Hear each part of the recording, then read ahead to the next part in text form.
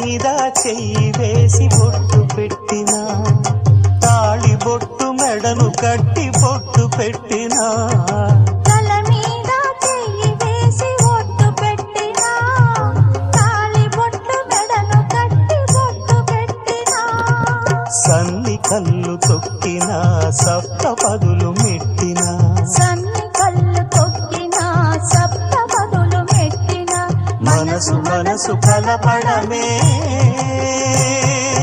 మంత్రం పరమార్థం.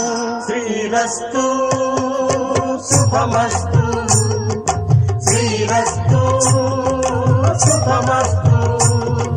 శ్రీకారం చుట్టుకుంది పెళ్లి పుస్తకం, ఇక ఆకారం దాచుతుంది కొత్త జీవితం.